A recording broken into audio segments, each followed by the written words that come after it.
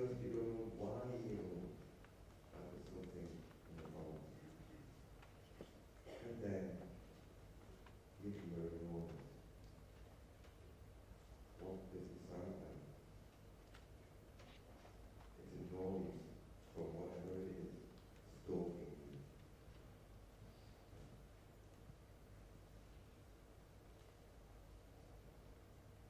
How does it make you feel?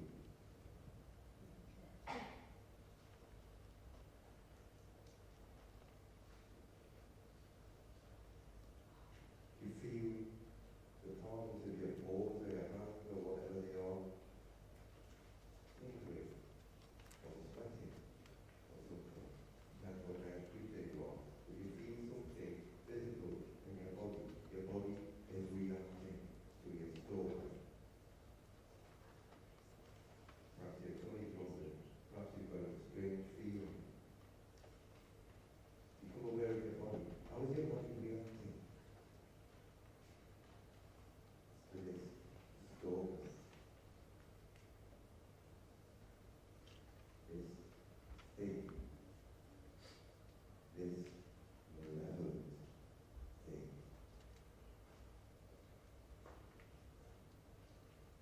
You begin to walk faster, and you realize it's getting darker.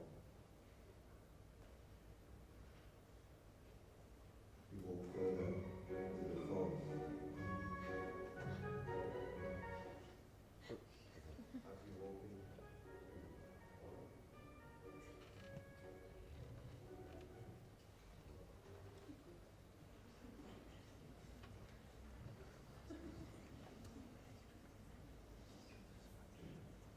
you walk into the forest. The light is fading now.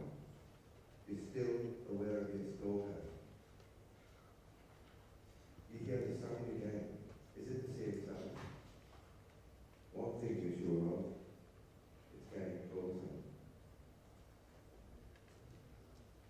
You start to hear the sound more often. You see something happen. You're not sure what it is. It's a rustling in the undergrowth. Something is getting closer and closer and closer.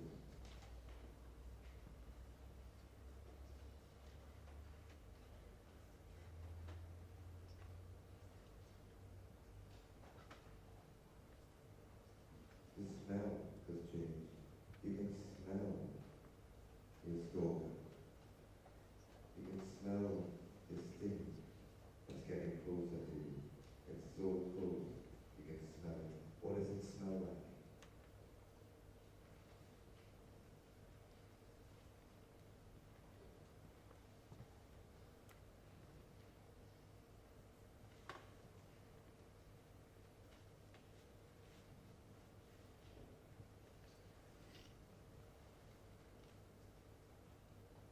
You come to a clearing.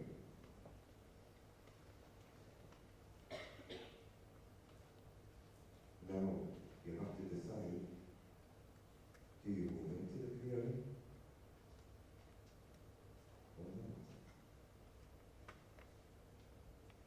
If you move into the clearing, you're going to be able to be seen much more easily. But you could be seen by someone who's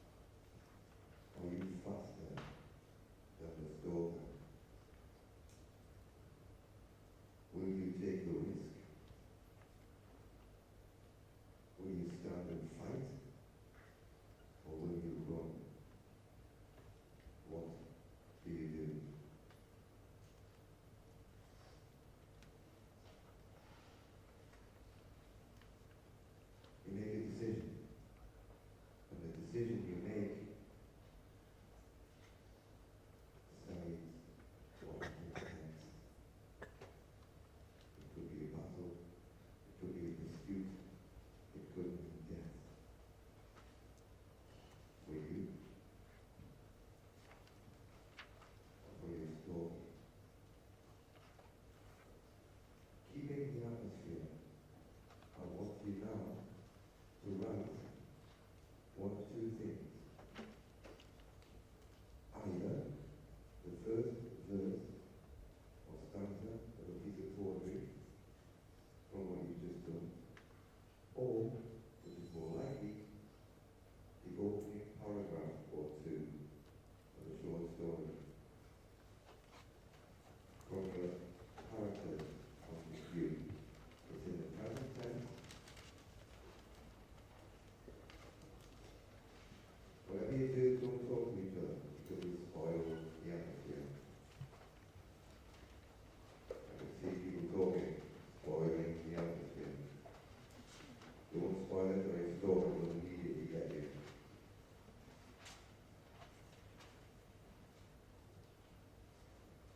A paragraph or two, present tense, first person, in the voice of your character. Okay, some appropriate music as we do that. First of all, Colin's just given away my disguise. I didn't think that anybody had recognized me, but I'm actually the head of the department, not really the puppet master. Although I think some of the colleagues in the room here might think that they're one and the same. So, I'd like to thank you all for joining us today for our celebration of the Gothic. We've had tremendous variety of presentations, workshops, and the creative writing session at the end. We offer several programs in English at this university, an undergraduate and postgraduate. And if you'd like to know more about those programs, which range from language and literature through the creative writing, as you've just seen, into a master's program and on to PhD, then the information that you need to find out about the programs is on the back of your conference booklet. Creative writing is a growing program at the University of Sunderland. We have a good record of publishing student work, and we've just invited you to be part of that tradition and to have your work published in our collection for this time next year. The University of Sunderland's English programs have very, very high student satisfaction ratings in the 90s and even 100%. Students who are very discerning would not write that the English program at the University of Sunderland is 100% in terms of their satisfaction after 3 years of study, unless they really meant it. So anybody who's interested in studying at the University of Sunderland will know that we have some of the highest ratings in the country, not from all the external bodies who come in, but from the people who actually study on the programs, the students themselves. You've seen an example of the students who study at this university. All around you today have been students. We have final year undergraduate students who are graduating next week. We have postgraduate students doing the masters who are busy writing their dissertations. PhD students coming to the end of their PhD, publishing their thesis and preparing for their lives. So we get a feel for what it's like to study English at the University of Sunderland. And students would not dress up if they didn't support us.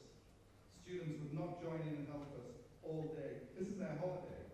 We finish lectures at the end of May. Why would they come back? Why would they travel from Lancashire and Yorkshire to come back and help us?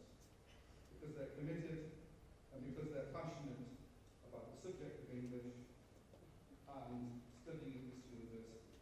And ex-staff travelling all the way from Bath. Yes, we even have John, who's always here in spirit, who's actually agreed to come in body today. So thank you very much, John. Yes. There are lots and lots of people to thank.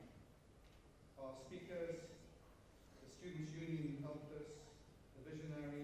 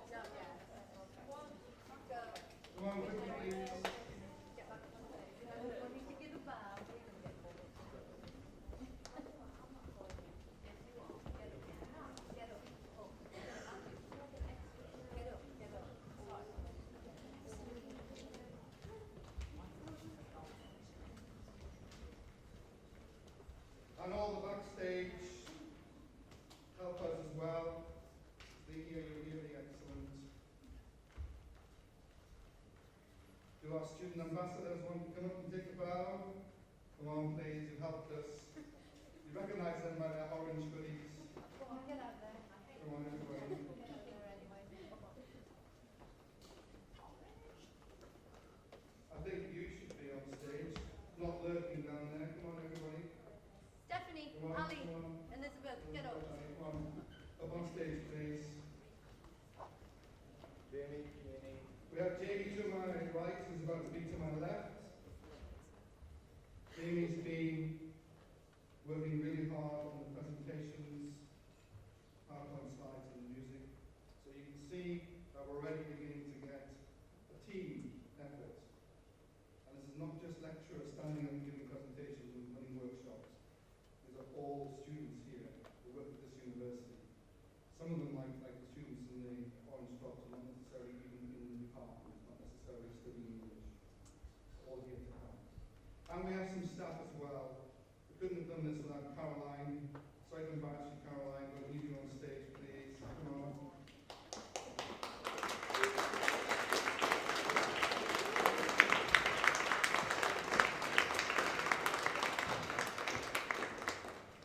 Caroline's the workhorse behind the scenes. You would have seen her coming around asking for the pieces of paper with your details on.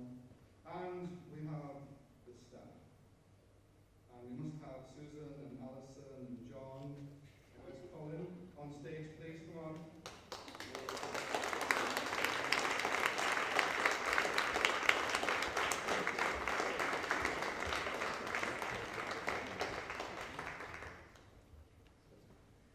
Any other stuff? I can see David. Come on, David, you're lurking in the shadows. I know it's a Gothic conference, but come on, David. Come on down. Come on, English.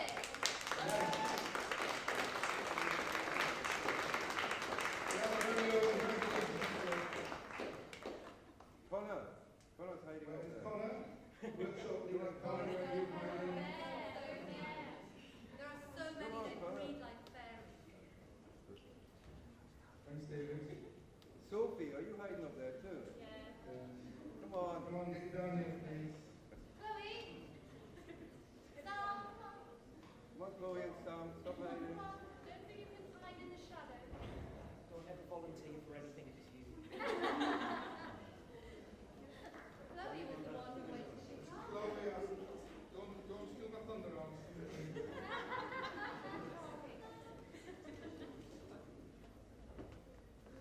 If we could get the film people up, it would stop the film, wouldn't it? Or you could actually trip over their leads and actually stop Come on, Sophie, and Connor, have you up, please. Is Chloe Campbell coming as well? Yes, Chloe, come There on, she Chloe. is.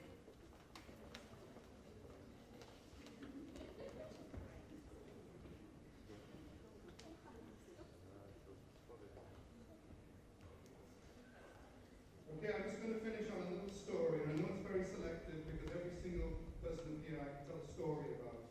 But I'm going to tell a story about Stephanie and Chloe because it's quite phenomenal. Yes. Stephanie, this is Stephanie here. Stephanie decided to set up a blog about spectral visions. Did it on her own initiative, and it began to generate interest from around the world because whilst the blog is being written in the Northeast, obviously it's on the internet, and so the whole world can access it.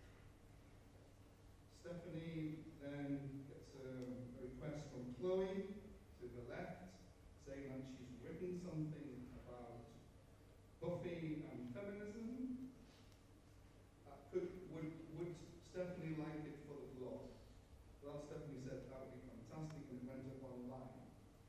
Before we knew where we were, we had the University of Chicago in touch with us. They wanted to publish Chloe's blog in their journal. And not only that, they invited her to Chicago to come and talk about Buffy and feminism. So, with an opportunity like that, all because we sat down in the Northeast and wrote a blog. That was a student initiative, not something we set up at the university through the staff or through the conference. But we made you get your purse out, didn't we? Yes,